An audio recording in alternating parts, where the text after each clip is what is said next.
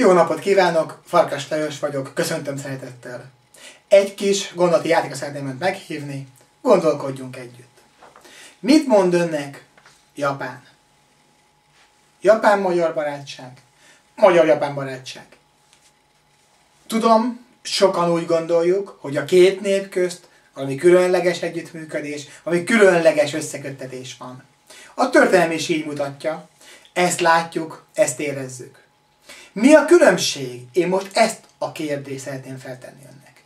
Mi a különbség egy magyar és egy japán ember életvezetése, munkamorálja, gondolkodásmódja, fegyelmezettsége között? Azt gondolom, ön is, én is, és jó néhány honfitársunk erre hasonló választ fog megadni. A különbség elsősorban a fegyelmezettség, a munkamorál.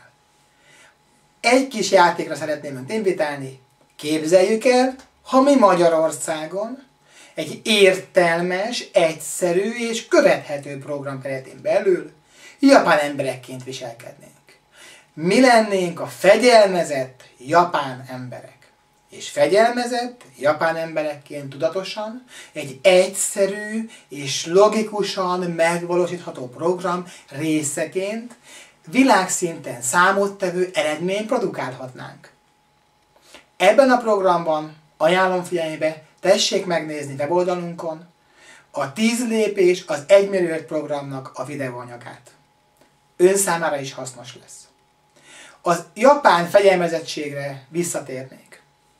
Az az ajánlatunk, hogy ön azt gondolja meg, hogy képes lenne fegyelmezett japán ember módjára föltenni a kérdést, hogy mi van akkor, ha én leszek az, aki megkeresem az első 2 csatlakozómat, záros határidőn belül, és egyszerű információk birtokában ezt az egyszerű modellt nekik is megtanítom.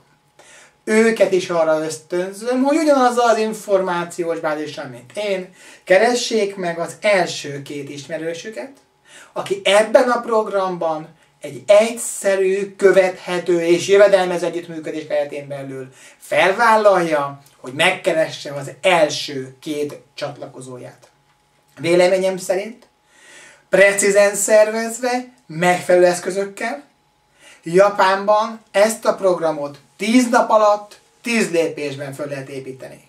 A célom, hogy keressük meg azokat, akik Magyarországon ma többet akarnak, mint a magyar gazdasági helyzete azt kínálja, és ma meg akarják tenni azt a pluszt, amivel ki lehet lépni a slamasztikából. Ehhez hívom önt, és kérem, kapcsoljon hozzánk a japán programba.